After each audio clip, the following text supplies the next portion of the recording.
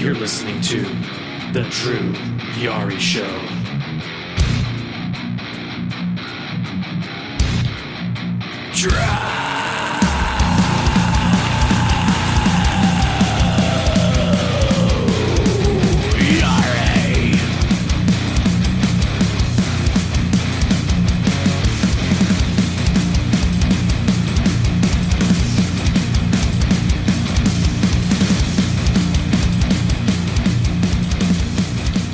Hey, what's going on, guys? I'm back.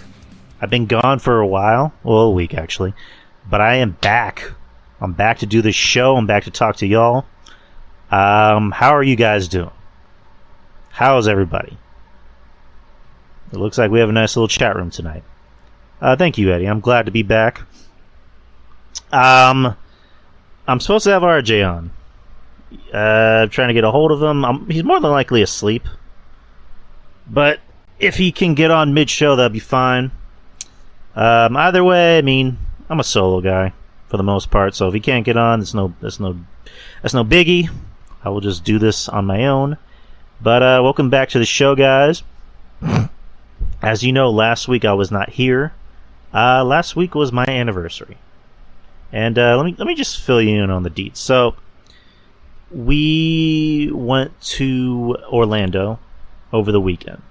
It was me and the ladies' 10-year anniversary. Been together for 10 years.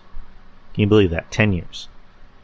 And I had mentioned, if anyone was here, you know, when I mentioned it, that I was going to propose. I was going to pop the question, which I did.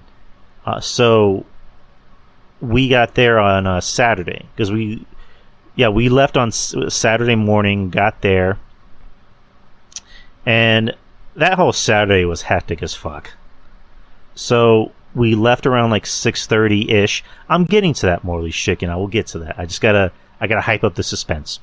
So we get there, we leave around like 6:30-ish. We leave San Antonio, and we have to stop in Dallas, which that sucked. I was already hearing shit about Dallas to begin with, because Southwest, if you look in the news, apparently their pilots were on strike due to low staff and ABCD. So we get there, and our flight was delayed twice. And this had nothing to do with, you know, pilots or whatever. It had more to do with the weather in Orlando, which still sucked, but, you know, whatever, it is what it is. Couldn't do anything about it. So originally our flight was supposed to leave at like 8 or 9. We were stuck there waiting for 2.5 hours for the next flight. So eventually, you know, we got on our flight, got to Orlando. Get to Orlando, and let me tell you about Orlando Airport. I don't know if anyone's ever been to Orlando Airport. It fucking sucks. It is so discombobulated and out of whack. Like, it sucks. Like, checking in and checking out there sucks. So we're waiting for our bags. That takes damn near 30 minutes. Because I've never had to deal with this. Like, I guess the car that takes the bags back from the other flight to the airport, I guess there were too many bags, so they had to have two cars. So we're sitting there waiting for our bags, and then another flight comes in that's not our flight, and they got to go through their bags, and we got to wait for the second car to come in. Finally got our bags.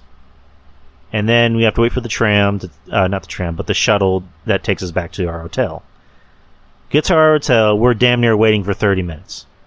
Because there's one guy, I'm guessing they couldn't find his reservation. And then it went from being that they were fully staffed and they had a bunch of people up there to help them connect their shit, or whatever you want to call it. And finally he gets to me, and I'm dead. Like, I just want to keel over. We check in, get to our rooms, I take a shower. That shower was fucking nice. It was what the kids call lit. And put on my nice clothes, and I just go, I'm gonna take a nap. I was out for like maybe 2 or 3 hours. After which we walked the City Walk on the Orlando Resort. And City Walk, if you haven't been to Orlando, or the Orlando, Studios Resort, is what it sounds like, a city walk, and there's a bunch of restaurants and a bunch of places to go to. You got to make sure you got some scratch on you, because those restaurants are an arm and a leg. Like, if you want to get a steak, it's fucking $30. Like, you got to make sure you got some scratch on you. Luckily, we did. We went to Bubba Gump Shrimp, and they had some pretty good stuff over there. I forget what I ordered. I ordered a shrimp sandwich, and my sandwich fell apart. Like, don't ask me how, but my sandwich fell apart. So I was just individually eating the shrimp and the lettuce and, salad shit, whatever. And I ordered a Long Island iced tea. That was strong as fuck. Like, strong as fuck. No, they toasted the bun, Ruben. It's just, my sandwich just fell apart. Don't ask me why, it just did. Don't ask me why or how, it just did. So, so the lady, Betty, she leaves to go to the restroom. Her sister-in-law was with us because our anniversary was on a Sunday and her birthday was literally the day after, her sister. And her sister already knew I was going to propose. And I was, like, going over ideas with her, like, how should I do it, when should I do it. So when Betty went to the restroom, I turned over to Claudia, her sister, and just said, okay, change of plans. I think I'm going to do it whenever we get back to the hotel room. Like, when the clock strikes midnight, I think that's when I'm going to do it. So I was already sweating bullets, going back to the hotel room, because I'm like, all right, it's now or never. We got to do this. All right. So her sister had the engagement ring the whole time, because I said, all right, I'm going to hand you the engagement ring, hold on to it, and I'm going to come back when I need it. All right. So I walk out of the room, the unbearable weight of a massive sandwich. Yeah, exactly. So I walk out of the room, go to her sister, say, all right, give me the ring. So I get the ring, I get the box it came in, and so clock already struck midnight. I go up to Betty, she say, hey babe, it's midnight. It's been 12 years. Well, it was midnight in Orlando, but whatever. Anyways, she say, hey babe, it's been 12 years, it's midnight, and I just told her how I felt. Like, I just said, hey, I'm gonna get emotional, I'm sorry. Back, sorry, stomach burn. It's all good, Frank. You're in for the best part of the story. So I just tell her, babe, you mean the world to me. You're the best thing that ever happened to me. I wouldn't be anywhere without you. I don't want to be with anyone else but you. I mean, I probably could have come up with a much more creative speech, but speaking from the heart, right from the heart, right here. And so, she's crying, and then I pull out the ring, and she looks at it and goes, like, she's crying, and she didn't know it was an engagement ring. So she's about to put it on, and she goes, well, which finger do I put it on? I'm like, I don't know, wherever an engagement ring goes. And she just goes, what? And she just, like, loses it. Niagara Falls. And I just go, yes? And she goes, yes. And so she said yes. She said yes, guys. I popped the question. She said yes. So we're now engaged. When a wedding happens, you guys will be the first ones to know. We just need to process all this. Well, she needs to process all. Thank you, Mish. As for the rest of the trip, we enjoyed it. I mean, it was a fun trip, other than waiting in line for everything. Any ideas on where you're going to get hitched? I mean, knowing her and knowing me, I mean, we're just going to keep it simple. We have to, because her brother is getting married, and his fiance is already doing the whole, okay, so all the bridesmaids are going to wear this dress. They're going to wear this exact dress, and you have to pay for this dress. And all the groomsmen are going to wear this shirt with these matching khakis. I'm like, ugh. I mean, we're just going to keep it simple. Where? I don't know. Again, this just happened, so we got to eventually, we'll cross that bridge when we get to it. But, yeah, I'm a happy man. I'm happy. We're both happy. Yeah, but as for the rest of the trip, we enjoyed. On, what is it, Monday, we're waiting in line for the Spider-Man ride. And I get a call from another police agency that I applied for. They called me while I was already online, and I didn't know it was them because I usually don't answer scam calls. It looked like a scam call, but then I looked at the number. I'm like, wait, that's so-and-so's number. So called them right back. So I got a job interview for another job, high-paying job, better hours, better everything tomorrow. So a lot worked out. Am I going to do it in a church? I remember her saying that she wants to do something in a church, but again, it's one of those things because, like, I think like the next day or the day after, I brought it up. I'm like, so when's the wedding? And she's like, I still need to process all of this. I think we might do it in a church, but we'll also maybe keep it very small scale. I'm not going to be too like over the top with it. But other than that, I'm back. I am back to do this show. For the most part, it looks like I'm going to be solo. But thank you, Eddie.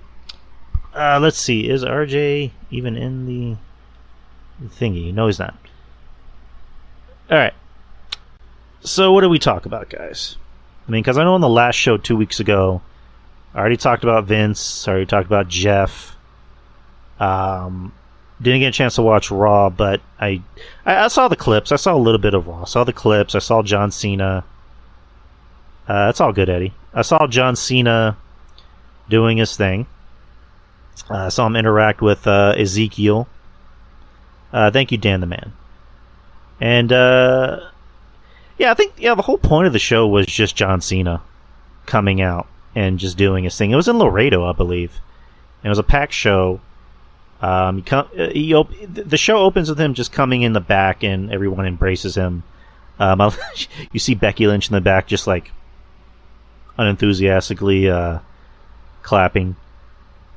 He did a bit with Elias. He did a bit with who else? I know Theory. I know he did one with Seth Rollins. I know he did one with Omos, where he's just like looking at how tall Omos is. Who else did he do one with? He did another bit with somebody. I think it was in the same segment because it was with someone else. They were upset by the cameos. Who was upset by the cameos? Got married when I was 18. Got divorced when I was 20. We were so much better than friends than I was. Oh, okay. Oh, you know, people. Well, I mean, like, I would think people would be more happy that he's putting over. Oh, okay, those cameos. I don't know why I didn't like think about that, but yeah, they were cameos, quote unquote. Well, not really quote unquote, but like you had Chris Jericho do like a quick promo, congratulating Cena, Big Show, Bryan Danielson. I was kind of. I'm not gonna say I'm surprised because of him, but CM Punk. Like, I like how WWE just didn't bother calling CM Punk and saying, can you show appreciation to John Cena? Because, I mean, let's just be real. CM Punk and Cena, that's probably one of the biggest feuds in wrestling in like the past 10 years. Like 10, 15 years, give or take. And you know what? I think Mish and I like to say it was Kevin talked about it on a show once that they were comparing CM Punk and Cena's rivalry to Cena and Edge's rivalry, and that Punk's and Cena's was a little bit better because it seemed more personal, whereas Edge and Cena's was just all for show. Like, you can tell Punk maybe didn't like Cena at one point, maybe Cena didn't like Punk at one point. But over the time, Punk, says him and Cena, got along and became friends for a bit. Yep, I mean, Batista, I'm not that shocked because Batista said straight up he's not wrestling ever again. But he's also, like, if the company needs him to, like, make an appearance or cut a promo, then I guess he'll come back because he still needs to be inducted into the Hall of Fame, which I'm assuming he'll be inducted next year. I mean, the cameos didn't shock me.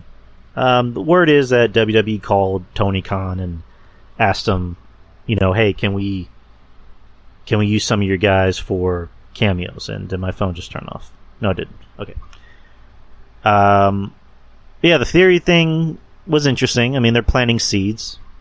They're making it pretty obvious that they want Cena to put over Theory at SummerSlam, so we got that going.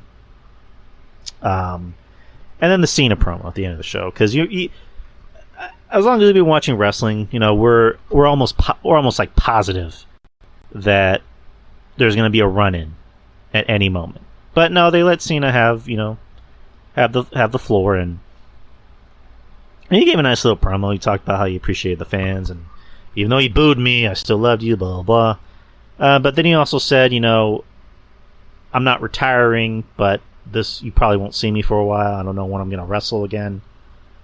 So that's interesting. Because I was actually talking about this with Betty, where I was saying that John Cena doesn't really need wrestling. I get why he comes back, because he loves it, and he loves the WWE. Because without the WWE, John Cena wouldn't have the career he's having right now. He landed Peacemaker. Yeah, he has Peacemaker, and he's good, and he also has a lot of other movies lined up. So, I mean, he's got that DC money. He already had that Transformers money. But, yeah, John's good. He's basically just coming back to WWE because, for shits and gigs. He comes back so he can put people over. He doesn't really need it anymore. Same thing with The Rock. He doesn't need wrestling. Wrestling needs him. But, he comes back because he wants to. So, but it's always good to see John Cena. It's absence makes the heart grow fonder. How I look at John Cena's career, the first time I saw him was I pretty much think how everyone was introduced to him when he debuted. Was it June 26th, 2002? I was 12 years old. I was a month away from being 13 and starting 8th grade. He debuts in those, orange trunks against Kurt Angle, and he's able to hang with Kurt Angle. And gets over with the boys and has that, moment with The Undertaker where Taker says, "What's your name, kid?" "My name's John Cena." "John Cena. Good job." And, we'll never have another moment like that, probably. And then flash forward, to a few months later, Cena actually mentioned in the Ruthless Aggression documentary that he was actually going to get fired. Because Vince didn't like him. Vince didn't just see John Cena go, "You're my star. You're my next big star." No, Vince apparently looked at him and went, "Shit, cut your fucking hair. Or get a fucking haircut." That's literally what he told him. And it took for Stephanie McMahon to see his rapping in an airport to get him over. The story was that Stephanie didn't know what he was doing, and she asked him, "What were you doing back there?" And he explained what freestyling was, and she was eating a can of tuna. And she goes, "Rap about this." And he rapped about her can of tuna, and the rest, as you say, is history. I was a fan of Cena in the beginning. I mean, I liked the Thugonomics rapper Cena. I was a fan of that because it was edgy, it was cool. When he started becoming Super Cena, 4 moves of Doom Cena, I was kind of like everybody. I was like, yeah, I'm not a fan of this. I'm really not. Over the years, his feuds with CM Punk, and then Bryan Danielson, and then just in his last years as a full timer in the WWE, when he started really having good matches with people like Cesaro and Sami Zayn, that's when I started appreciating Cena a lot more. 2000, yeah, that was my favorite Cena year. I also like 06 Cena a little bit, but then when he started becoming Super Cena, I was kind of done with that. But yeah, Cena, just much respect to John Cena. I mean, he's done a lot. It's one of those things of I compare John Cena to LeBron James in this sense where he's someone that we hate and we don't know why we hate him. We hate the fact that he's shoved down our throats and pushed so heavily, but should we hate him as a person? I mean, because when you look at Cena's track record outside of wrestling, the guy's never really had so much as a speeding ticket. I mean, he's never been arrested for getting drunk or getting a DUI or, beating his wife or whatever. I mean, we just hate him because he's pushed down our throats, and again, deservedly so. Same with LeBron James. We hate him because he's pushed so heavily on ESPN and everything else we watch. But it's like LeBron James has been with the same woman since he was in high school. They have kids. He's a good dude. He actually has his own school for underprivileged kids and runs his own charity work, and he does a lot of good for the league and also outside of the league. So, why do we hate him? Exactly. Like, we have to sit back and realize, wait, maybe we should take this into consideration. But Cena's best feud was bar none against Punk. That was his best feud because it felt real. His feud with Edge, I liked it. What's going on, Anna? Let's see. His feud with Batista worked because it was fun. They were trying to get Batista over as a heel, but fans were just cheering for him because they hated Cena. Let's see, who else? Wasn't a big fan of... Sorry, I'm trying to burp. Wasn't a big fan of Cena's feud with Orton. I mean, at the time, just wasn't a big fan of that feud. But, Great Khali. So, that's just how that's how I view Cena's career. Much respect. I'm gonna go ahead and say this, top 10 easily, as far as biggest stars in the business. I mean, he's getting to that Rock level of transcending wrestling. The Rock has become bigger than wrestling. Cena, I think, can get there. He's become a lot bigger than wrestling. Batista, yeah, he's become... I'm not even going to shit on Batista's career. I mean, yeah, the Guardians movies are what noticed, and, he's been in a lot bigger movies than that. He was in Dune, which everyone loved. He was in, what was that other fucking movie? Blade Runner. Well, everyone loved that movie. Yeah, part 2 is coming up. He's also going to be in the Knives Out sequel. So Batista's good. And I also think he's at that level of transcending, wrestling, because we know him as Batista. People know him as Dave Bautista. Cena versus DT with Mish as the referee. Oh, man. Oh my god! 10 seconds into the match, the referee's already attacking the opponent. I can't do an impression of Pat McAfee. I couldn't if I tried. It'd just be Pat McAfee just shit talking DT. What else was I gonna say? Yeah, those three guys, they've transcended wrestling. They become bigger than the product. I don't really see anyone else in wrestling right now becoming that big of a star. Eddie. Bum ass Don Tony. I love Pat McAfee so much. He's so fucking cool. I mean, could you guys see Roman Reigns being that big of a star? I mean, even if he had the best acting lessons that money could pay for. I don't know. I would see Roman as more of a Batista-ish actor, like a character actor. He can definitely be in a DC and Marvel movie. Who he can play, I don't know.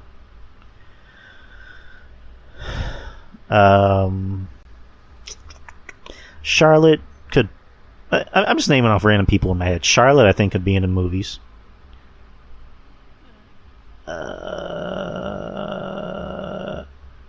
Orton, I think, could do movies, but Orton said straight up that he hates doing movies.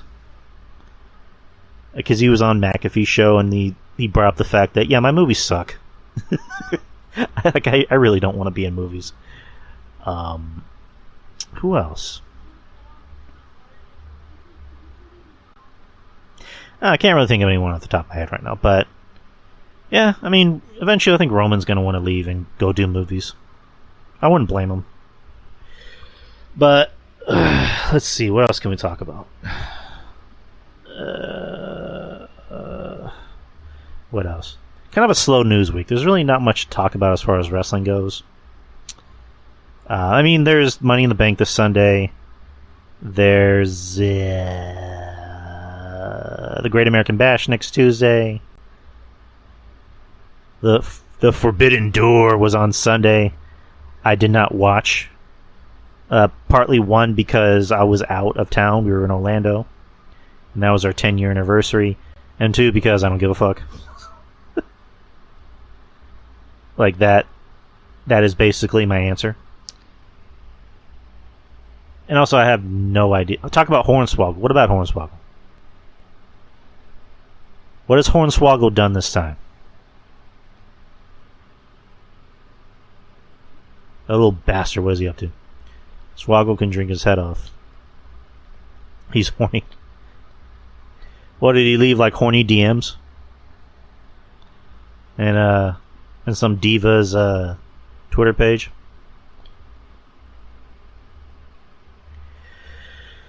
I've been in a bar with him. Oh, have you? How's that like? He wants to fuck Lily the doll. Is that true, Anna? Did he actually say that? Like, did he get drunk and like start tweeting horny like thirst traps or thirst tweets? I'm sorry, I don't really know any of the lingo nowadays. No, I made it up. Okay, that would just be funny though. I want to fuck Lily the doll. I just want to take it from Alexa and just fuck it. I was in an AIW show years ago. He was on the show, and we went to a bar, and he was there. Interesting.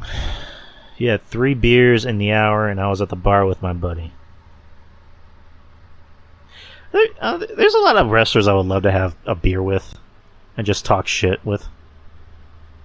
Like, I mean, obviously my choice is Austin. Like, that's a dream. Just sitting down and having a beer with Steve Austin. Like, why the fuck not? Just sitting down, talking wrestling, talking shit, talking about Texas. That'd be a dream come true. That's on my bucket list. Who else? What are some interesting names? That'd be awesome. It would be awesome. Let's see. Another Bobby Heenan. That'd be interesting.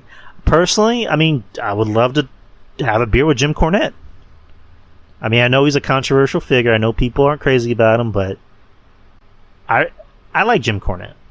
I mean, granted, I can't listen to his show all the time because the whole, wrestling Bagels, the outlaw mud show, like that gets a little old sometimes. But I would just love to sit there and pick his brain and just listen to him talk about wrestling for an hour or 2 hours. Like, he doesn't even have to drink. I can just be the one drinking. I don't even know if Jim Cornette drinks. Kevin Nash would be interesting to talk to. Sprat. Give him some Sprat. What was the John Draper Conrad impression? Sprat. Kevin Nash would be interesting to listen to. I'm a big Kevin Nash fan. I like his interviews. Let's see, what are some other interesting names? Owens would be Kevin Owens. Oh yeah, that'd be really fun. Kevin Owens. Let's see. Those are just some names I'm like off the top of my head. Yeah, Mish said Owens, Bill Alfonso. Or what about just like smoking, like just like getting high and talking to someone about wrestling? Like just RVD would be a dream. Yeah, RVD. I would do that in a heartbeat. If RVD offered me a joint or some edibles, I would take that in a heartbeat. Riddle would just be a trip because it would just be him saying the most random shit, and I would just be laughing my ass off. Raven would be fun. I like Raven. One thing I heard about Raven is that he doesn't shut the fuck up. like he can talk. Like the dude can fucking talk his ear off or talk your ear off.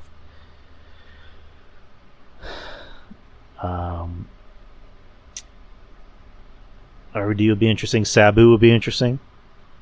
Gigi Dolan, fuck. I would just like to stand next to Gigi Dolan and be sober. We could talk, but I'd rather not. Yeah, I get you on that, Mish. Jesus Christ, that is a good-looking woman. Very bottom-heavy. Just the way I prefer him. Is she still with Nash Carter, if you guys know? Apple bottom bagels. Apple bottom bagels. That's going to be one of the titles of tonight's episode, Mish. Thank you. Thank you, Mish. That's one of the titles of tonight's episode. I gotta take a picture of that before I forget. Apple bottom bagels. Oh man. Gigi's ass gets better every week. Yeah, it does. Like it's at the point where she knows what she's doing. She knows exactly what she's doing. It's like what's her name? Nikita Lyons. She's aware. She knows exactly what she's doing. She knows that she has a bunch of fucking cake. She has all that cake just lining up right there. Is that RJ? No, it's not RJ. Hey, what's going on, Kyle? Who's that new girl that they just signed? She's like an MMA chick. Yeah, so much cake, Ruben. I know how much you love your baked goods. Who's the new chick that NXT just signed?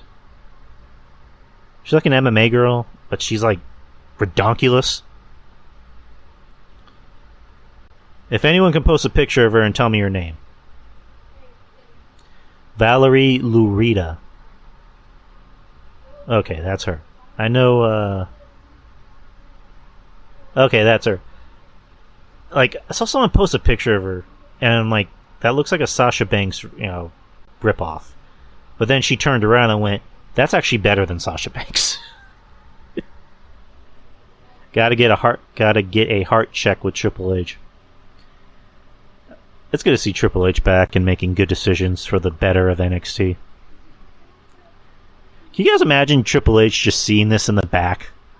And just seeing all these girls just with these revealing outfits and making sure the camera gets the right spot. Like, I can just imagine him just like grinning and going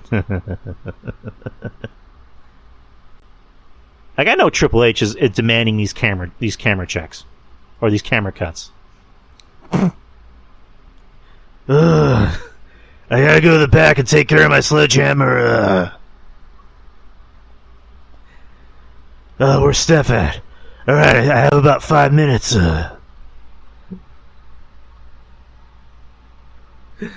God bless Triple H. God bless Triple H and God bless America. Triple H needs to play it cool. Yeah, he does. Yeah, in all fairness, it's good to hear that Triple H is back. He's God damn it, Ruben.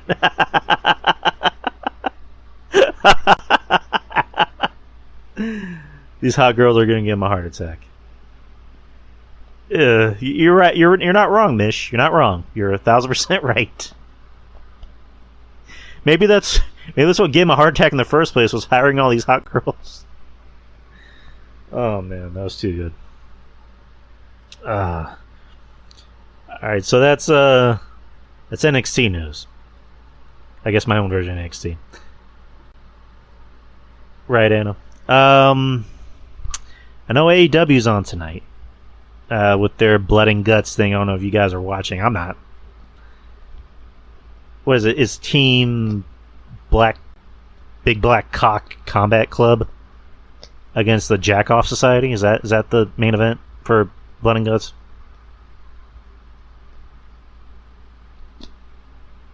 I think that's the main event. Sounds about right. I'm multitasking the show with Kev, listening and watching AEW, kinda.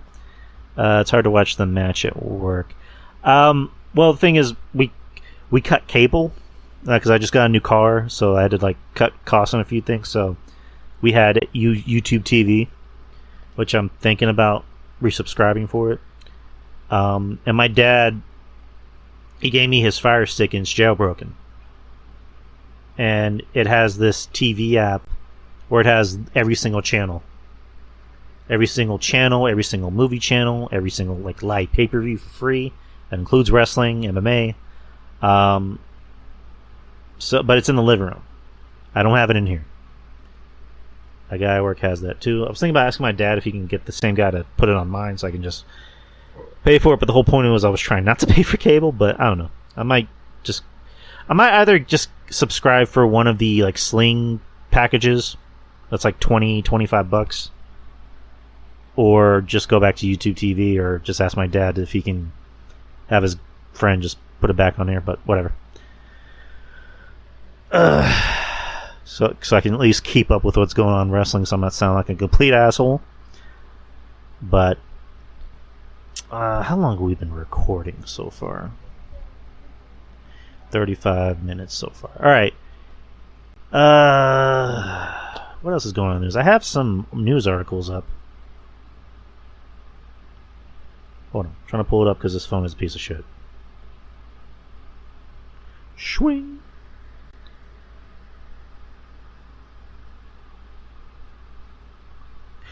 I guess since we're already... I have to step up my wrestling, I know. But wrestling has been kind of caca, as Mish would say. Yeah, wrestling's not all bad. I'm just being cheeky. But I guess since we're already on the topic of NXT, we should just talk about NXT Great American Bash next week. YouTube money. Well, I don't know. YouTubes are a bunch of Nazis.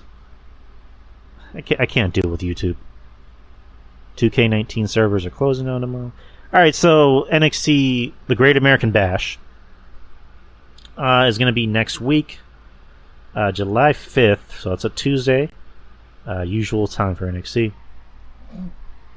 It's in the Performance Center, which, I don't know, whatever. And so far there's 8 matches announced. So let's just go down the card real quick.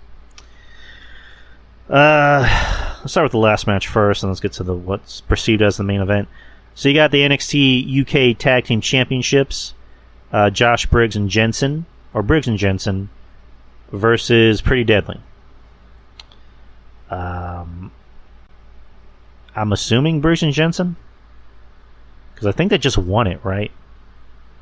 So I guess keep it on them or give it back to Pretty Deadly, because NXT, I don't know, NXT UK, and you have 2 American wrestlers as tag team champions.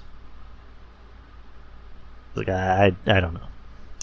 But I guess give it back to Pretty Deadly. Next is Apollo Crews versus Zion Quinn in a singles match. Give it to Apollo, I'm assuming. Wait a minute. Maurice is saying Briggs and Jensen won those belts on a four-way when Ashton Smith and Oliver Carter vacated them due to one of them being injured. Oh, so I guess that's what you do. All right, makes sense to me. So I'm not gonna argue with the crowd here. Apollo Crews, I would say Apollo Crews wins. That's just an opinion, since he just came to NXT or came back to NXT a while ago. So give it to Apollo. Next is Wendy Chu versus Tiffany Stratton.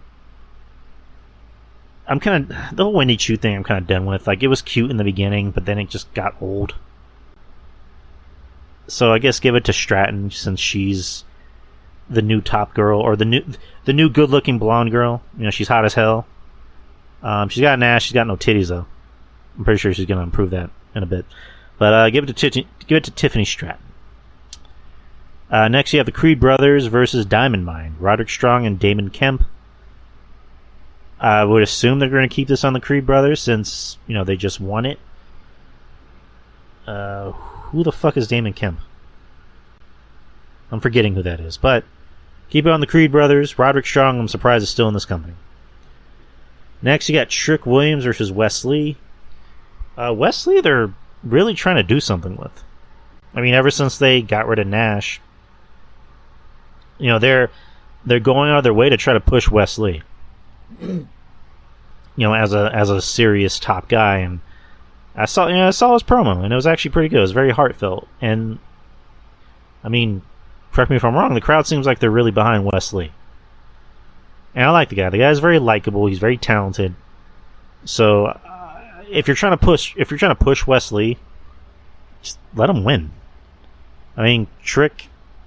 I don't know if there are any Trick Williams, Trick fans in here, but Trick can lose. Trick's not supposed to be a top guy. He's supposed to be what the fuck's his name? Carmelo Hayes' bodyguard, or his manager, or what do you want to call him. So just give Trey a win. Give him a big win. Push him like you say you're going to push him. So let him win. Carmelo Hayes versus Grayson Waller in an NXT North American Championship match. Who's the heel and who's the face? That is my question. If anyone can answer that question for me. Who's the heel and who's the face? I mean, because Waller, I don't think can be a face. He doesn't really come off as a face, and you can maybe make Hayes a face, but I would assume Hayes, maybe, or maybe Williams is going to cost him the match. I don't know, but I thought we were kind of done with Waller, but I guess they're still trying to make him into a thing for whatever reasons. So, I guess give it to Waller. Opinion. Next, you have Toxic Attraction versus Core Jade and Roxanne Perez. Jesus Christ. And what the fuck is happening to Discord? Okay. I have no idea what just happened. Discord did that not responding shit. It's working now. Toxic Attraction versus Core Jade and Roxanne Perez. Your packet loss or whatever. Let's see. Because I know Nikita's coming back. She's going to feud with Mandy. And are they going to give Mandy the title, or not Mandy, but are they giving Nikita the title, right then and there? Or are they going to, build towards something? I don't know. I don't see them giving Nikita the title, this early. I know they love her up there, and I love Nikita too. But I don't know. I don't see why they would give the title this soon. So, if there's only a guess, I would say they're going to give Nikita the title at the takeover that's before SummerSlam. Or is there going to be a takeover before SummerSlam? Does anyone know? If anyone can answer that question for me. But keep it on Toxic Attraction for the time being. And what I'm assuming is going to be the main event, NXT Championship. You have Braun Breaker, the champion, versus Cameron Grimes. Breaker's going to win. This should be a good match. Grimes is a good worker. He's a good bumper. He's going to bump for Steiner like hell. And he's going to make Steiner look like $1 million. So Steiner, I'm assuming, is going to come out a winner in this. Maurice, all right. So Maurice is saying, I feel like I can go between Roxanne, Cora, or Nikita to get a title shot before SummerSlam in August. You know what I think could happen, Maurice, is okay. So let's say Cora and Roxanne, let's say in this match, they almost win. There's a point where they almost get the W, but then Mandy comes out and costs them the match. And that's how Toxic Attraction hangs on to the title.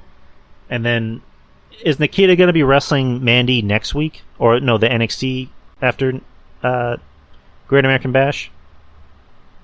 Let's say they have a match, and then Toxic Attraction comes out and costs her the match. Or they can do something where, they're about to have a match, but then Toxic Attraction just comes out and beats the shit out of Nikita before the match even starts. Costing her the match. Do something like that. Do something heelish like that. And then you get to SummerSlam, or not SummerSlam, but I need. This is gonna bother me. So is there gonna be a takeover before SummerSlam? Does anyone know? Because I haven't heard him say shit. Okay, hold on. Let me just look it up.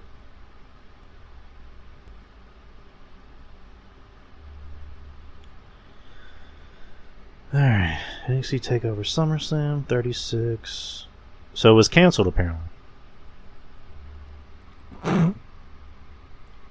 So it looks like it was canceled. That sucks. Either way, I don't know what they're going to do, but I'm assuming there's going to be a big NXT show before SummerSlam, and they might just give the title to Cora and Roxanne and give Nikita the title. So that's how you do that. That's just my guess. But that's a Great American Bash. It's going to be next week. I mean, it should be a good show. It looks like it's going to be a good show. I'll watch it. Let's see. What else have we talked about? Got 45 minutes. Let's see. I guess we can talk about Money in the Bank. Alright, so Money in the Bank. Let me pull up the match card. It's going to be Saturday. Is it Saturday? Yeah, Saturday, July 2nd in Paradise, Nevada at the MGM Grand Arena. Both Raw and SmackDown. And there are 6 matches announced so far. And I believe there's one to be determined for one of the Money in the Bank matches. So I'm pretty sure they're going to announce that on Friday. 6 matches. If there's only 6 matches and the show ends before 9:30, I'm happy. I am happy. Alright, so let's start with one match. Bianca Belair, the champion, defending the Raw Women's Championship against Carmella. Originally it was going to be Rhea Ripley, but Rhea Ripley announced that she has to get, brain surgery? I think you mentioned that, Mish. Mish. That she has to get brain surgery because she had a match that was actually going to determine who the number 1 contender was going to be, and she accidentally kicked herself in the face with her own knee. So she has to get brain surgery, which that sucks. That really does suck. I mean, I feel bad for Rhea because she was starting to get some steam back, and I mean, with a brain surgery or whatever you want to call it. It looks like she's going to be out for a while. I'm assuming. So sucks for her. Because I like Rhea. The Judgment Day thing, it looks like it's going to be dead in the water.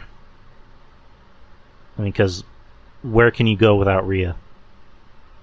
I mean, because I like Finn, but Finn's not very intimidating. Damien, I like. He looks intimidating. I mean, who else can you add in this group that's going to, weigh things out? So, they put in Carmella because of reasons. She got a promo that everyone's talking about on Monday, and I didn't see it, so fill me in.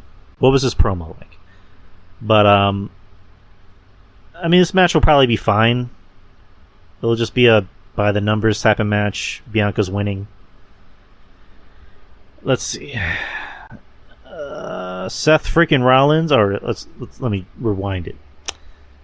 Theory defending the United States Championship against Bobby Lashley in a singles match for the United States Championship. I mean, this should be an interesting match. How anyone wins this match, I'm assuming there's going to be fuckery. I mean, there kind of has to be fuckery. I doubt they're going to let Theory pin Lashley clean as a sheet. So there's going to be fuckery. It's either going to be Theory wins by countout or disqualification. And there's probably going to be another match at SummerSlam. So we'll see how that works. Let's see. Tag team championships for the Undisputed tag team match for the Undisputed WWE Tag Team Championships. You have the Usos defending against the Street Profits. This should be a good match. Are they going to take it off the Usos? I don't know. How long have the Usos been tag team champions? Does anyone know? Does anyone know how long the Usos have been tag team champions? I think it's been a year. At least a year. Or maybe less than that. Anyone? Bueller? Anyway. Alright. I believe it's been a year. I think there's something wrong with the chat. Hold on one moment.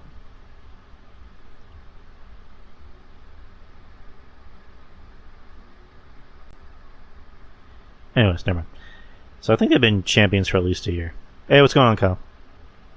Hold on. I need to see how long the Usos have been tag champions.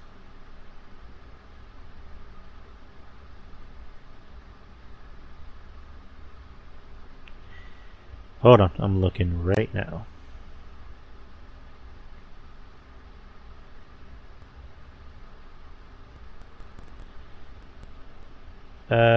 Money in the Bank last year. Yeah, they won it last year by defeating the Mysterios, so they've been champion for a year. They have been tag team champions for a year. It was July 18th. So yeah, it'll be close to a year that they've been tag team champions. So yeah, it's pretty crazy to think about. I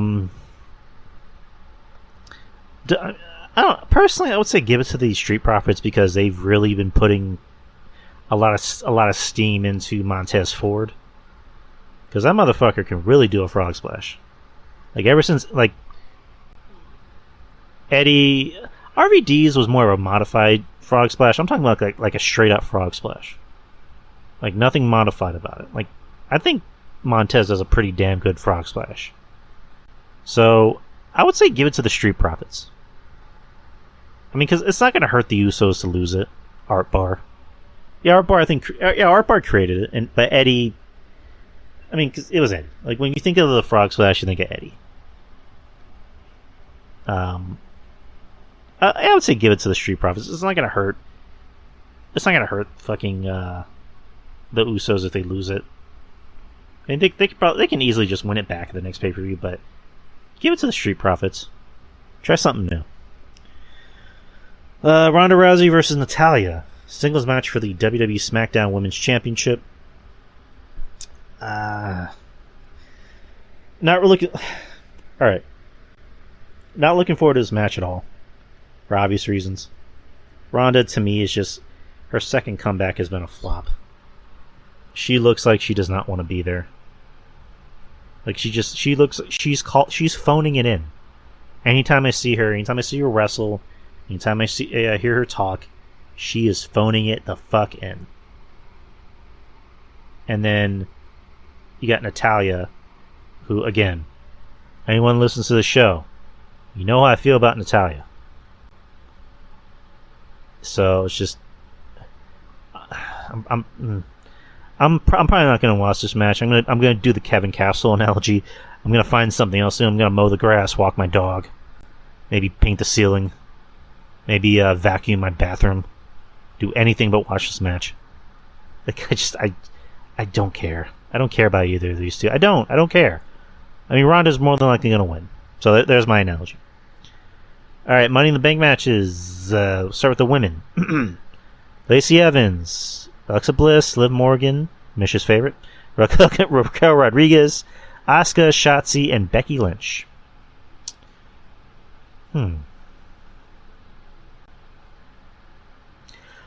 I would love Shotzi if she won it.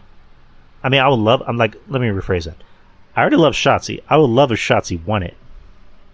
Because she needs the push. And I don't know if you guys saw it. I posted in the chat where she was like talking shit about the other competitors in the match.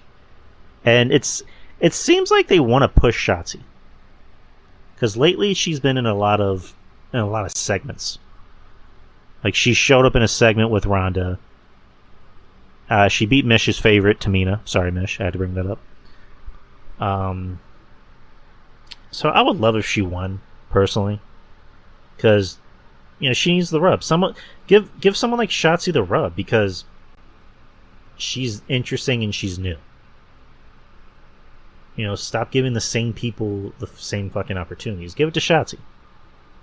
Like, I wasn't liking her heel run at first, but now I'm digging her heel run. I'm digging it. So give it to Shotzi.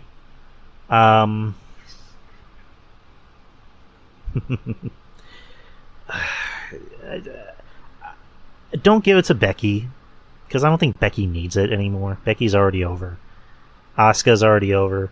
Like the point of these matches, the Money in the Bank, is to give it to somebody that needs the rub. Give it to somebody that is over or is getting over, or more than like let me rephrase that. Give it to somebody that's getting over. I mean, if you want to give it to Raquel, that would be interesting because I like Raquel. I don't know about Lacey because I'm kind of iffy about her gimmick so far. Do not give it to Alexa, please. Don't give it to Liv because they tried with that and that failed. So my only two choices at the moment, Shotzi and Raquel. Those are my only two choices. I think those would be better choices in my opinion. But personally, give it to Shotzi. That would be a much better choice. Alright. I'm assuming this is going to be the main event. Money in the Bank ladder match for the men. Seth freaking Rollins, Drew McIntyre, Sheamus, Omos, Riddle, Sami Zayn, and to be determined. First question. Who do y'all think will be the to be determined? Anyone? Anyone at all? I'm pretty sure we're going to find out on Friday, but I'm trying to think on the top of my head who would it be. Butch. That would be interesting. That would be interesting. Put Butch in the match. Von Wagner. No, not Von Wagner. It will be interesting if they put an NXT guy in there. But that ship has sailed. Who else on SmackDown could be in the match? I mean, you could put Vault and put Gunther in there. Fuck it. Put Gunther. And just watch him slap just fucking chest slap the shit out of people. Just put him in the match. Fuck it. Alright, so my choice is going to be Gunther. I think he's going to be in the match. Goldberg's old ass climb up that fucking ladder. Bum ass Goldberg. No, sorry. Who's going to win this? I think it's going to be Rollins. And I think what they're going to do, they're going to build towards when Cody comes back at the Rumble. And Rollins is more than going to cash it in at SummerSlam against Roman and Brock. And so that way Cody comes back, wins the Rumble, and then challenges Seth. And then that way they can, close their feud with Cody beating Seth and become the WWE champion. Just like he wanted to. Just to make his daddy proud. Perfect storytelling. Like, they couldn't have planned that any better. I'm not saying they planned on seeing, Cody get hurt. November, December. I don't know. Maybe, because I know WWE doesn't like being too obvious when it comes to cashing in Money in the Bank. So, because I think it would just be too obvious if Seth catches it in during the main event of, Roman and Brock. That'd be way too obvious. Like, we'd be expecting it. They'd want to cash in when we least expect it. But that's Money in the Bank. It's going to be Saturday. Another Saturday pay-per-view. I'm looking forward to it, guys. I love Saturday pay-per-views. Pay-per-views need to be on a Saturday. You know how people bitch about movies not being an hour and a half? Well, I'm going to be the guy that bitches about pay-per-views not being on a Saturday. But those are my predictions for this Saturday. Didn't AEW used to do post shows? Or Saturday shows, I'm sorry? Kyle's asking if I'm doing a post show. I might, because I'm going to be off until July the 5th. So I'll have all the time in the world. So I might. If it's on a Saturday, which it is, and if it ends before 10 o'clock p.m. Central Time, I might just do a post show. I might.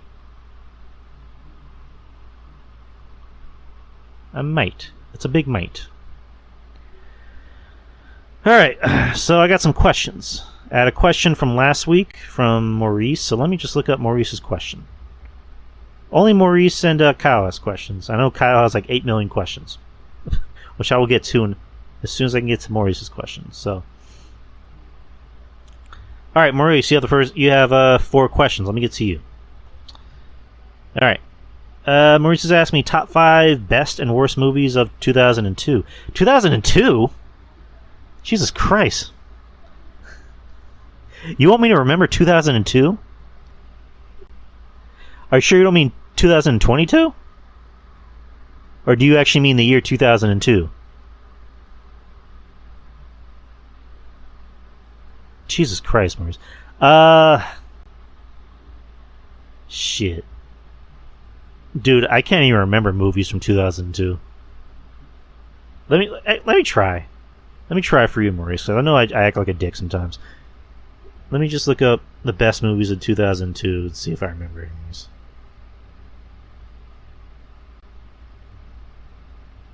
So, popular 2002 movies. IMDb. Alright. I'm gonna try and skim through these. What the fuck? Alright, Hero. That was with, was it Jet Li? Never saw that. City God, never saw that. Road to Perdition was pretty good. It was Tom Hanks. The Hours, never saw it. Pianist, never saw it. Gangs in New York, I watched maybe like an hour of it and I fell asleep because it was just too fucking long. 28 Days Later, I surprisingly have not seen. I saw the sequel. Was it 28 Weeks Later? I didn't see the first one. I need to see it. Common Ground, never heard of it. Spider-Man. Of course. I mean, that's probably the only movie I remember seeing in 2002. So, my tastes for movies were not as evolved as they were today. I'll put it to you that way, guys. So, Spider-Man was probably my favorite movie of 2002. Lord of the Rings: The Two Towers. I was not a big Lord of the Rings guy. Minority Report. Didn't see it. Talked to Her. 1 Hour Photo with Robin Williams. That's a good movie. So I'll probably put that on the list. The Ring. The first Ring was okay. I was never a big fan of the Ring series. The Way Home. Never heard of it. My Big Fat Greek Wedding. I like that movie. Whale Rider. Never heard of it. Actually, I did. I have heard of that movie. In America. Never heard of it. Bowling for Columbine. I like that movie. It was one of my favorite documentaries. Punch Drunk Love. Never saw it. Signs. Good movie. Insomnia. Never heard it, or never saw it actually. Catch Me If You Can. Adaptation. The Emperor's Club. Simone. Secretary. Femme Fatale. Igby Goes Down. Twin Sisters. Inmate Stories. The Magdalene Sisters. Never saw them or heard of them. Harry Potter and the Chamber of Secrets. I never saw them. Panic Room. I saw. It was meh. Confessions of a Dangerous Mind. About Schmidt. Never saw it. Lilo and Stitch. I've never seen, and Betty gives me the most evil look because I've never seen it. Chicago. I'm not a fan of musicals. Unfaithful. Good movie if you like seeing what's her name getting fucked. What's the actress's name?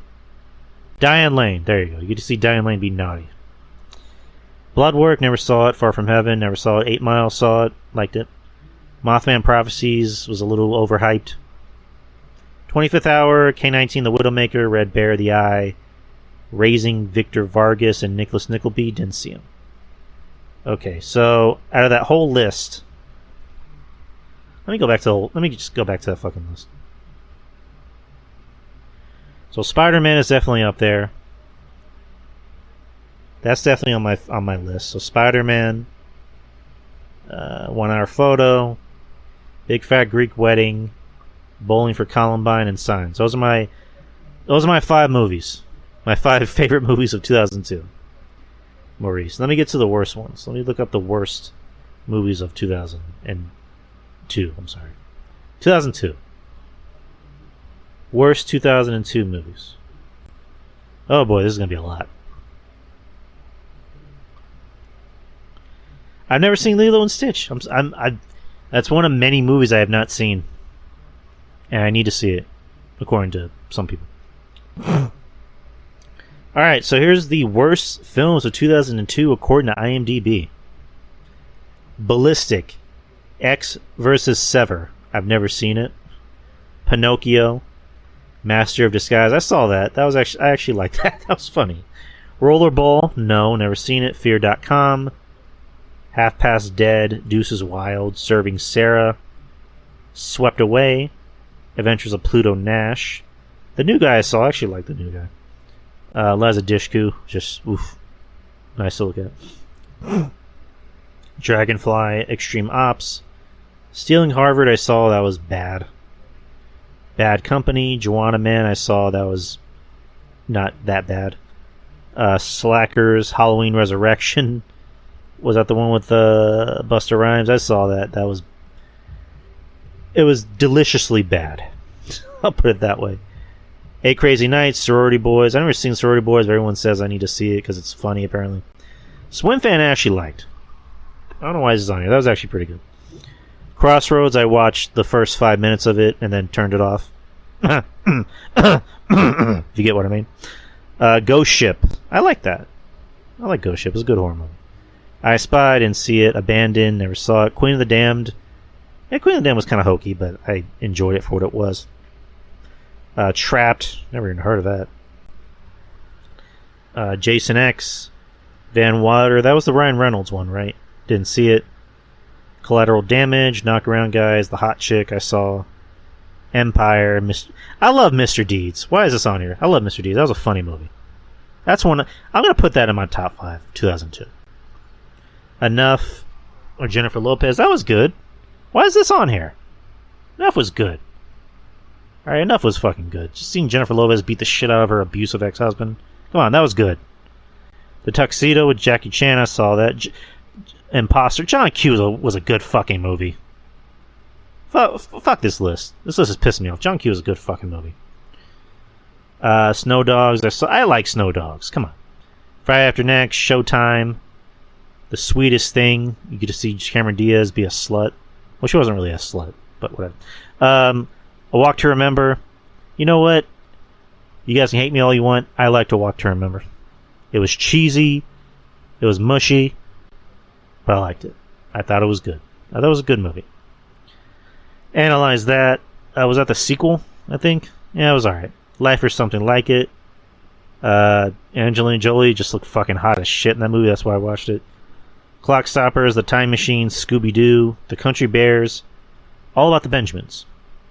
Those are the worst movies of 2002. Or, according to that list, those are the worst movies of 2002. Alright, so let me just... God damn it, come on. Ah, damn it. Now I'm going to go all the way back up. To Maurice's questions. Alright, here we go. Question number 2 about Maurice. Is the Disney era in the 2000s post-Renaissance an underappreciated time with animated movies like Atlantis, Treasure Planet, or Lilo and Stitch? As I just told you in the last question, I didn't see Lilo and Stitch. I did see Atlantis. Atlantis I liked. Emperor's New Groove. Emperor's New Groove is probably my favorite Disney movie. If we're talking about Disney animated, that's my favorite. Because I love sarcasm. And that's a movie where, like, you got sarcasm up the ass. Because you have fucking David Spade. Atlantis I liked. Treasure Planet I've never seen. What were some other 2000s Disney movies that came out?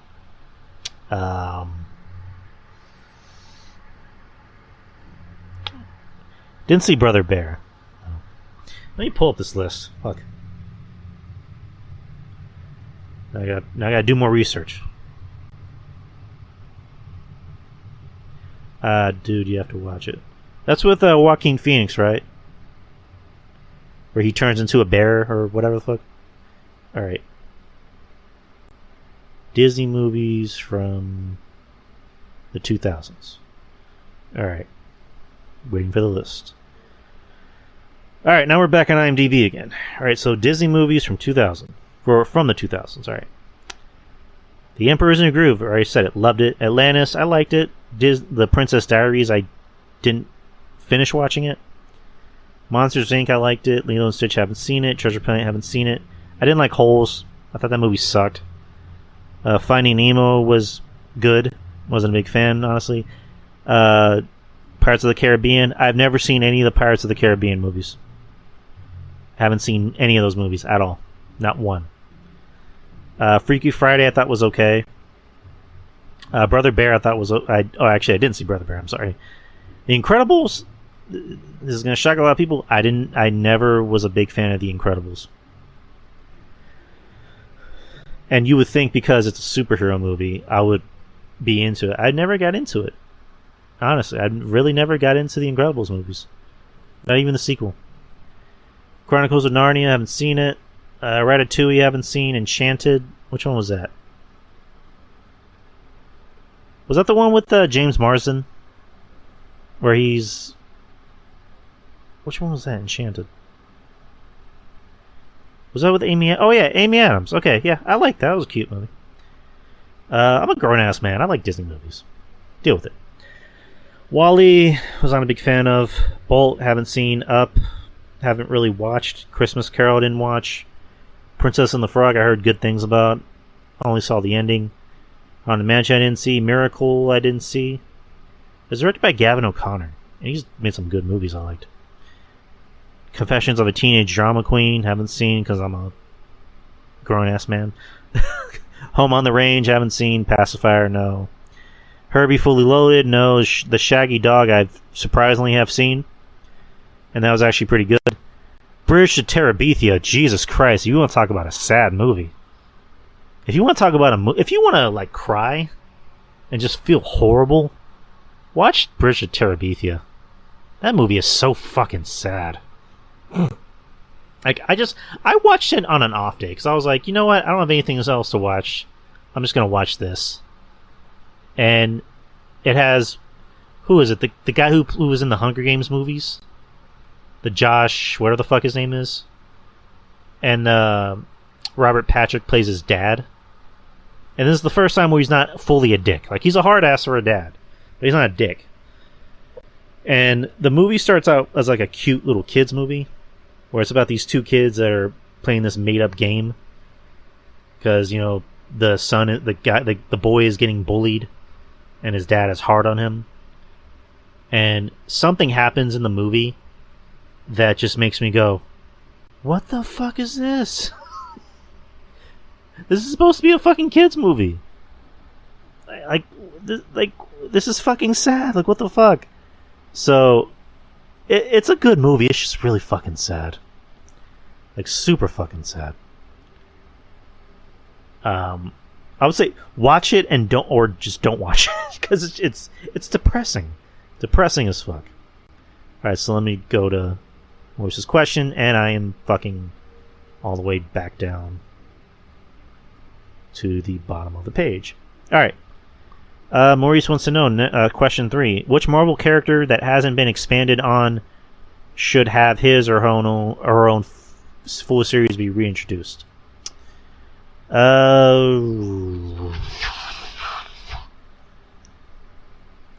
Which Marvel character used his or her own series before? There's talk of them doing a Wolverine series. I think that would be interesting. I would love to see that. Have a Wolverine series.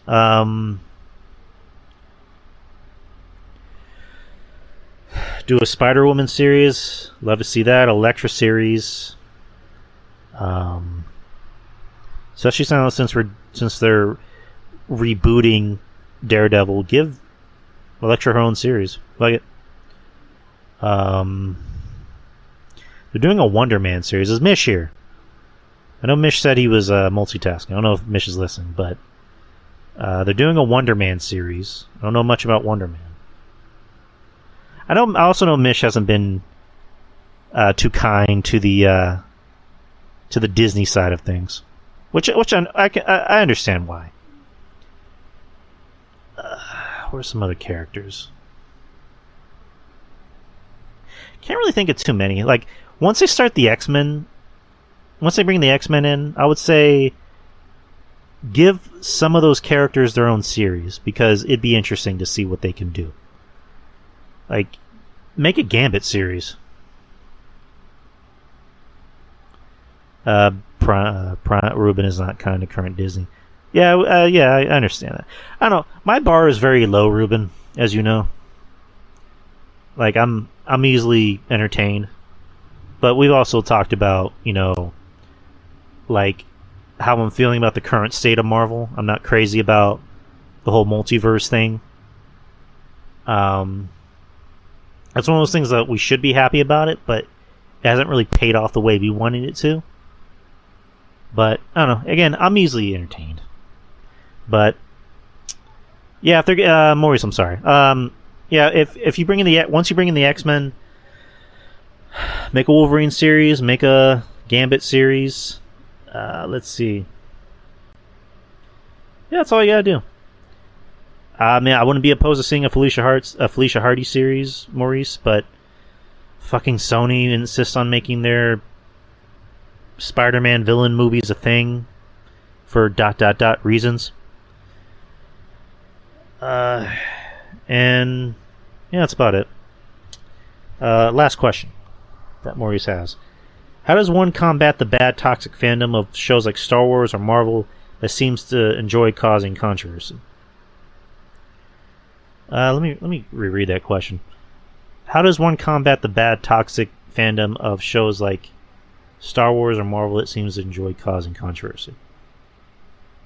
How do you combat it? I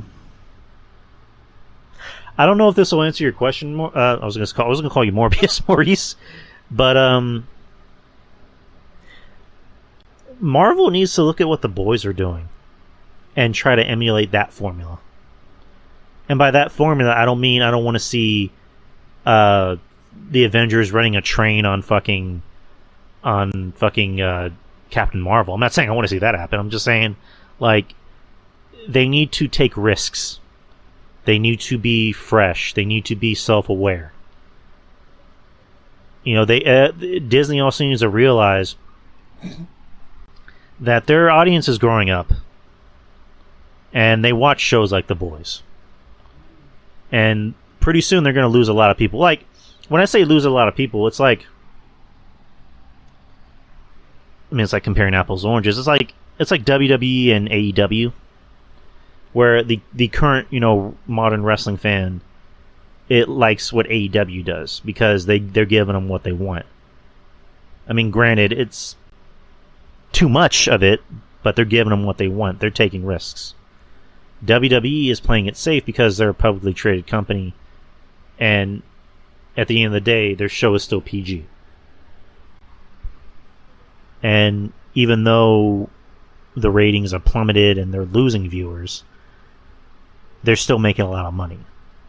And I fear that that's where Marvel was kind of headed, because it seems like they're heading that way of they're going to be content. Well, we're making a lot of money and we're popular, so we don't have to worry too much about storytelling. And we can just, be content with the fact that our movies make a lot of money. And our, people watch our shows, kind of. Because I remember in the first Iron Man, like in the DVD Blu-ray that I had, that Kevin Feige was talking about when he cast Robert Downey Jr. as Iron Man. I'm just paraphrasing here, when he said, people were asking, why don't you hire more bigger names for these roles? Because at the time, Robert Downey Jr. it just came back. Like, he was sober for a few years, but people only knew him as, Robert Downey Jr. in the, in the news. And Kevin Feige, said it's quality over quantity. We want to cast good actors that not only look good for the role, but are actually good for the role. And Rubin saying Disney needs to grow up and handle constructive criticism better and take risks and tell better stories and stop pandering. Yes and no. The pandering part I agree with. It's like, okay, look at Miss Marvel, for example. I like Miss Marvel. Again, my bar is very low, but I like Miss Marvel. And what they're doing on that show is not pandering. Like, what would be pandering is if they tried too hard to really show, hey, we're diverse about everything, huh? White people are awful, huh? We're going to put so much Middle Eastern shit on the show, you're going to hate it. You're just going to fucking love it. No, the show is very authentic when it comes to how it makes a Middle Eastern household look. Because, like, I know about this world, because I'm half Middle Eastern. My dad is from Iran. And, like, whatchamacallit? Like, you go into our old house, there are things I saw in Kamala's, house, her character, where I'm like, okay, that kind of shit was in our house. And my dad was kind of like that, and my relatives were kind of like that, so it's relatable to someone like me. And Maurice is talking about the school setting. I can agree with that, Maurice, but it's just like the one thing I talked about when I was reviewing the first episode. I'm like, this is going to be a show that's for a younger audience. And this is not going to be Euphoria. I mean, Euphoria may be a more realistic, exaggerated take on how high school is, but there are some things that are relatable about her character. Her character is all about fitting in. She says in the show, it's not the brown girls from Jersey that get to save the world. And that's her relatable line. And, people want to say the whole woke thing. It's like, you can't call something woke when you already know what the fucking show is going to be about. Like, in the trailer for the show, it tells you this is a show about a teenage Muslim girl. You already know what the show is going to be about, so why are you calling it woke? Like, I'm getting tired of that term woke. Like, I think it's people use it so they can sound fucking intelligent when they sound like fucking morons. I'm not saying you guys are. I don't know how you guys feel about the show. I'm not calling you guys morons at all. But yeah, the review bombing of Miss Marvel, I hate it. It's kind of similar to what went on with fucking Obi-Wan with the black actress. She played Reva. I don't know if you guys saw Obi-Wan. I'm not a big Star Wars guy, but I enjoyed Obi-Wan for what it was, even though there were things about it that just didn't really add up to me. Because, like, Betty loves Star Wars, so I watched the Star Wars movies with her. So when I review these movies, I'm not reviewing them as a fan, because I'm really not. I'm reviewing them as movies. Like, why did this character do this? Why did this character do this? I like The Mandalorian. I thought The Mandalorian was fucking great. That's, like, the only Star Wars thing I love. Obi-Wan I thought was okay, even though there were things about it that made no sense. But the actress in it, I forget her name. She played a character named Reva, and I mean, do you guys care if I spoil anything for you? Do you guys care at all if I make a spoil? Yes or no? Going once. Going twice. Going 3 times. Kyle said yes. Kyle said no, go ahead. So I'm going to listen to Kyle. So, spoiler. So, the character of Reva, if you guys had watched was it episode 3, I forget what it was called. And in that movie, that's when Anakin goes to the dark side and acts on Order 66? And starts killing a bunch of young Jedi. Younglings. So the character of Reva was supposed to be a young Jedi that was in that temple that Anakin thought he killed, but he really stabbed her. So apparently you can get stabbed with a fucking lightsaber and still live. Because ... reasons. So her whole thing is, I'm gonna pretend that I work alongside Vader, but then then when I get my chance, I'm gonna slice him, which doesn't happen. And then Vader ends up stabbing her again, but instead of actually killing her, he just leaves her there. He's like, I stabbed you before, you're gonna die again. Just watch. It's like, I get, like, with these characters, you have to be careful because you're in a certain storyline, so you don't want to kill anyone because you know that they're going to be alive in the next movie. Just like was in the end of episode 6 when Reva tries to kill Luke, and it's like Luke is not going to die, and he doesn't. So, but again, I'm talking all this shit. I did like the character of Reva. I thought that was a cool character. But then you had the haters, who, again, that did the whole "I'm not a racist," but it's like, tell me you're a racist without saying you're a racist. It's like with the actress who played Starfire on Titans. That poor girl. She got so much shit, even before the fucking show even started. Because again, just fucking racist. Because they're like, oh, why did you hire a black girl to play this role? It's like, who the fuck cares? Their character is supposed to be an alien from outer space that can turn into a human. Like, who the fuck cares? Just watch the fucking show. Like, my whole thing is, if the show is bad, that's all. If the show is bad, then that's what I'm going to be mad about. I don't give a fuck about race. Like, if they want to make a character black, Mexican, Asian, a woman, a man, gay, fine. If the show, like, as long as it's good and has a good story, I don't give a fuck. I don't give a fuck at all. It means nothing to me. Like, I'm not going to be one of those guys that, like, has crosses my arms and, like, sits there and be like, all my characters should be white, and white alone. Again, now, if you're going to take an already established character and change their race, you might need to tweak the character a bit, as in make a new character. Because, again, it's like when they made Batman black in the comics, they had to make an entirely new character, because they knew if they made him black, it would kind of be shoehorned in, and this is a quote from a black man saying this. Bruce Wayne is a child of privilege. There's no way you can make him black. If he's black, he needs to be an entirely new character, and they made him an entirely new character, so there you go. I'm all for a black Batman. That's one thing I've been preaching for years, a black Batman. Yeah, I'm sorry, I've been rambling, Maurice, but to answer your question, Maurice, it's just kind of like what Ruben said, just stop pandering. Like, take risks, tell better stories, look at what The Boys is doing. And I get it, you're owned by Disney, but it's just like, you're not actually Disney. Like, movies like Frozen are Disney. Marvel may be owned by Disney, but it's like, grow the fuck up. Let these characters be more mature. Tell better stories, take risks. And with movies like Doctor Strange, that was like damn near rated R. So maybe that's a step in the right direction. I want to be wrong. Alright, thank you, Maurice. And Kyle, I have your questions. Kyle, where are you at? Where are you big lug? There you are. So Kyle has a million questions. He put, on June 19th, I went to Burger King for a strawberry frozen lemonade.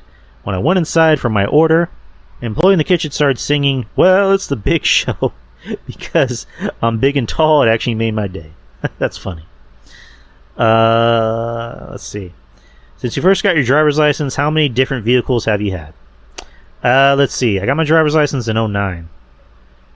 I've already went through... I'm on my 4th car. The first car I had, I can't remember what it was called. I know it was a great car. I can't remember the exact brand. In 2014, my dad helped me get a new car. I think it was a Mazda. It was a Mazda something. I'm forgetting the name. It was a blue car. 2016, when I graduated from Northwest Vista, I got a Mazda 6 sedan, Mazda 3 sedan. I had that car for 6 years. It was a nice little car, but it was time to get a new one. And just recently, I got a 2022 Jeep Compass, which pretty soon I need to make my first payment on. And it's a fucking wonderful car. I love it. It's one of my dream cars. All right, next question. Drew, do you think you could survive a winter living in the Midwest? No. No. I cannot survive that fucking cold. Dude. I can't even fucking survive Texas weather. I've been here my whole life. It's in the hundreds, dude. Like, we're about to get Central Air installed, and that's something like we've been like pining for a long time. Like, we've been in the heat for over a month. Like, a month or two. Because our ACs decide to have to go cacas. No, we're just now getting Central Air. We had guys that work with our landlord come in and like set up everything, and tomorrow they're gonna officially install the Central Air. So we're finally gonna have Central Air. Finally. Oh yeah, very exciting. When we were at the fucking hotel, we were like, oh, this is what Central Air feels like. Was it his destiny or just coincidence that with the ring name Roman Reigns, he was going to have a very long title reign? I mean, it's a coincidence, but it's a damn good coincidence. I mean, calling yourself Roman Reigns, and you're about to be champion for almost 2 years. I mean, what are the odds? If you were going to go on vacation in Europe, which countries would you like to go to? For me, I'd like to go to my homelands, Germany and Poland. Also the UK. I would love to go to where my birthrights are. I mean, because I'm half Iranian, I would love to go to Iran one of these days, just to explore my culture. Go to Ireland, because I'm part Irish. Let's see, where else? Go to Scandinavia. I mean, the UK would be fun to go to. Australia would be fun to go to. Toronto would be fun to go to. But just those top two, Iran and Ireland. What was your next question? Drew, did you know that Brian Anderson, who was one of the Bally Sports Wisconsin TV announcers for the Milwaukee Brewers, is from San Antonio? He also announced his game on national TV for the NBA and NCAA. I don't know who Brian Anderson is, dude. I mean, I heard of Bally's because, like, it used to be Fox Sports, and now all Spurs games are played on Bally. Which, I guess, Spurs news, Spurs traded DeJounte Murray to the fucking Atlanta Hawks for Danilo Gallinari and 3 first-round picks. Which, at this point, I'm gonna go on a fucking sports rant. I'm sorry, guys, but at this point, for the Spurs, just tank the fucking season. Tank the fucking season. Don't try. Just don't try at all. Don't even try. I don't want to see you try. Just fucking lose. Lose.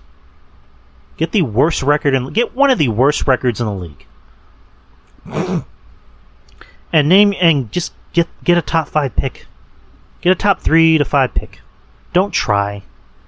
Don't try to make the playoffs. Don't play hard. Don't play your best. Just fucking lose. Lose the fucking season. I mean, trading DeJounte Murray was shocking because I didn't see that happening. Because last I heard he wanted to stay. Or maybe this was, like, maybe teams wanted DeJounte Murray, or I don't fucking know, but the guy was just a fucking all-star last year. The Spurs need to fucking lose. Just lose. Tank the season. Do what you did before Tim came, so that way you can get your next Tim Duncan, your next David Robinson. Oh, no, Popovich has nothing to do with this, Maurice. Popovich is the coach. Brian Wright is the GM. Yeah, Brian Wright so far has not been a very good GM. He's been a very questionable GM. I mean, he drafted some interesting looking players in the draft this year because I've been saying for years, just please for the love of God, stop drafting guards. You have enough guards. So he drafted a 2-way player, a small forward / power forward with a 9th pick. And then they had 2 more draft picks that look interesting, so I'll see what they can do, but it's just like, just fucking lose. Don't bother winning. Don't win. Don't try to get in the 30 win mark. Stay in the 20s. Get in that 20 win mark. As a matter of fact, fuck it. Go for the full Monty. Win under 20 games. Get the worst fucking record in the league. That is all I ask. That's all I ask. I don't need you guys winning. Alright. Let's see. I have 2 more questions. Kyle. On Tuesday, June 28th, I saw the Elvis movie in theaters. Will you consider seeing it? Also, did you know that Elvis was a big fan of wrestling? I do want to see Elvis. Kyle. I do want to see Elvis, and I want to see Black Phone. I was supposed to see Black Phone last Thursday, but the theater I was going to fucking see it by my house decided to close because of a water main issue. So I couldn't see Black Phone. And we were trying to see it on vacation because Universal has this big-ass movie theater. But we couldn't see it because we didn't have time. So I'm going to see Black Phone this week. That's a promise. And we're going to see the Elvis movie. I like Elvis. I think Elvis is cool.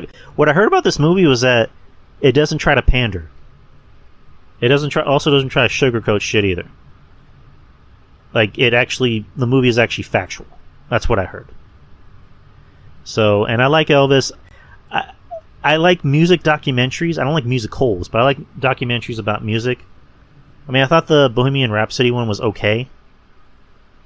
I heard the actor who plays Elvis is actually singing. Like, it's actually him singing. It's not like Bohemian Rhapsody where Rami Malek wasn't actually singing.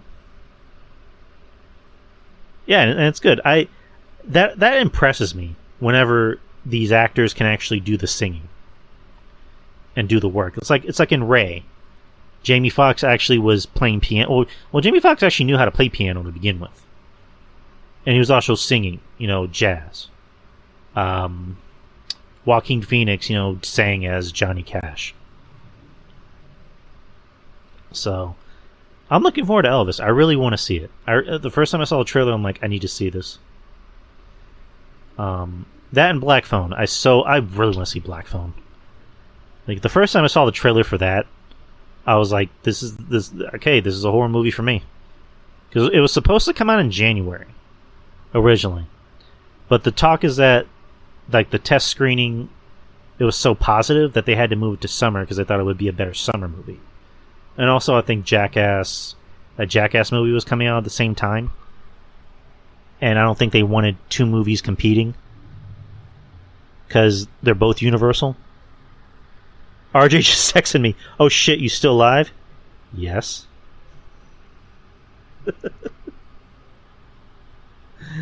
RJ. But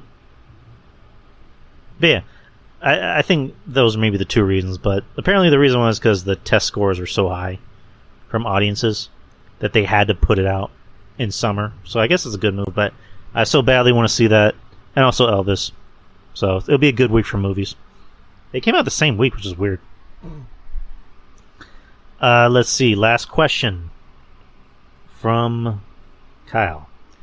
I saw the trailer for the new Thor movie. What's your thoughts on it? It looks like it's going to be fucking great. I mean, you know me, I'm a Marvel guy. I love anything Marvel does. This looks like it can be the step in the right direction as far as, what we were just talking about with Marvel. Taking risks. Try not to pander. Grow the fuck up. I don't know if Ruben agrees with me in the chat room. Might disagree with me. But it looks like it's going to be really good. I already have my ticket for next week. I'm going opening night, IMAX. I mean, you have Christian Bale as a villain in a Marvel movie. Like, you can't go wrong with that. You can't. There's just really no way you can. It's Christian Bale. He's not going to phone it in. He's not going to sting up the joint. He's going to do a great job. Chris Hemsworth is Thor. Oh, you hush, Ruben. Thor.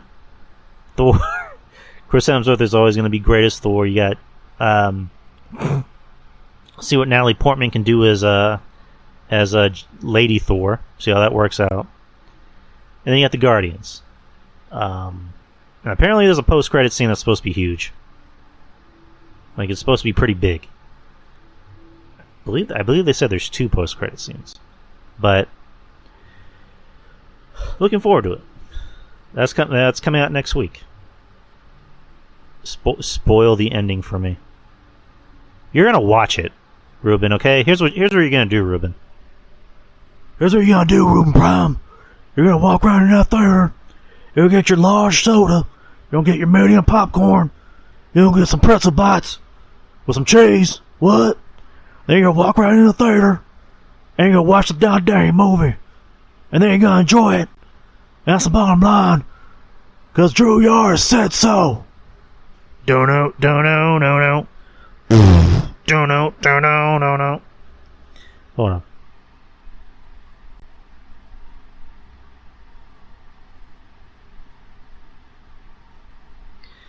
Top Gun. I still haven't seen Top Gun, and everyone in the world says Top Gun is one of the best movies of the year.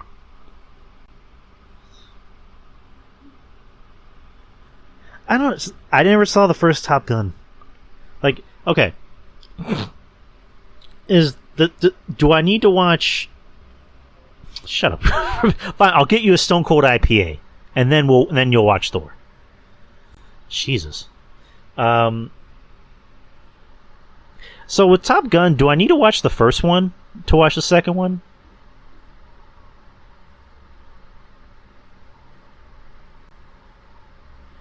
Huh. I might watch it. I don't know. I might watch it.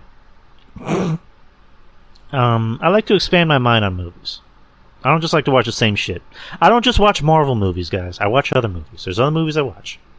Like I mentioned, I want to see Black Phone. That looks like it's going to be fucking amazing. And I'm hearing nothing but good things about it. Elvis, I want to watch. Top Gun, I will put in that list of movies I will watch. There's a really good movie that's coming out on August the 9th. It looks good. It's with Idris Elba. And what the fuck's her name? He plays a genie. Does anyone know what I'm talking about? I think it's called like a Thousand Years in Longing. I think that's what it's called. That looks like it's gonna be really good. Oh, Beast, the one where he's going after a lion. I might watch that. That could be a movie. That could be a movie that me and Mr. Rubin can review. There's another movie. It's with what's her name? Florence Pugh and Harry Styles. It kind of looks like the Stepford Wives, where like she plays a whatchamacallit. She plays like the perfect housewife, but she realizes she's stuck in like a fake world or something. I think it's called Don't Worry Darling or Die Darling. It has the word darling in it. Not Trophy Wife. It's not called Trophy Wife, Anna. Like the fuck, like the plot of the movie is like, Don't Worry Darling. There you go, Andy. Thank you so much, Andy. That looks like it's gonna be good.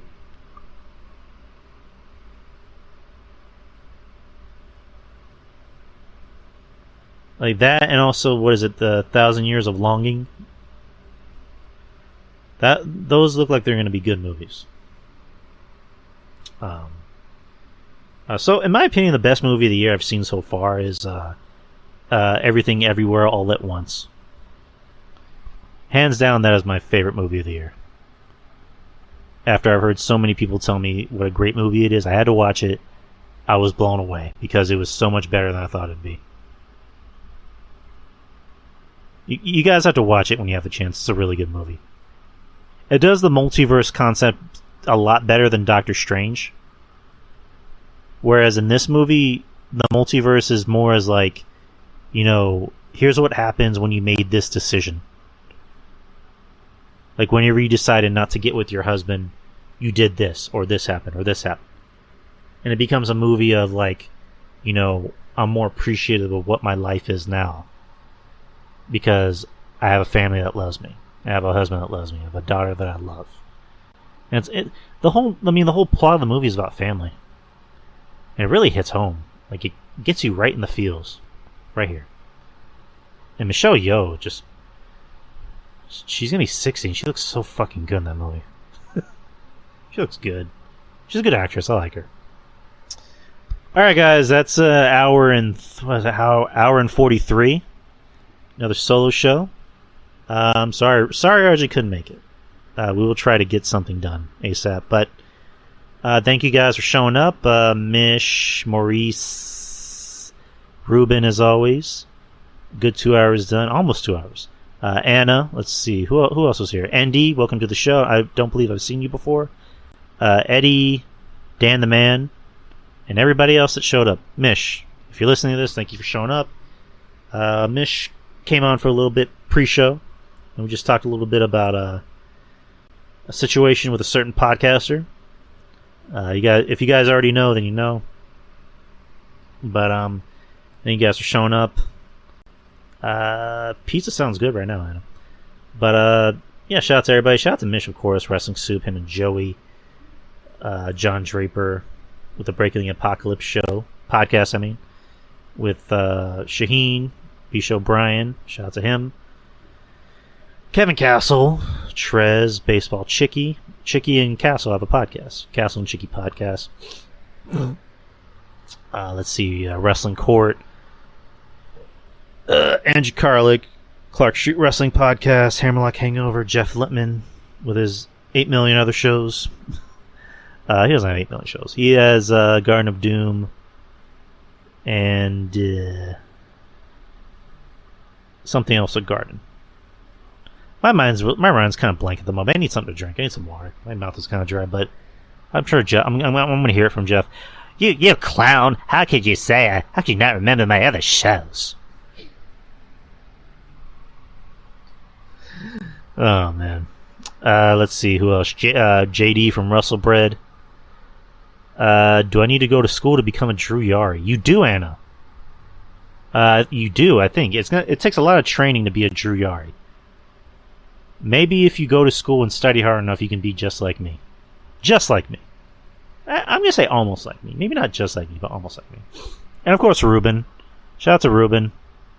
My boy. We've been meaning to do a show for a long time. But life keeps getting in the way. I am off until the July 5th. So, let's make shit happen, Ruben. Might need to do some with RJ. We're going to be doing something soon with Jeff.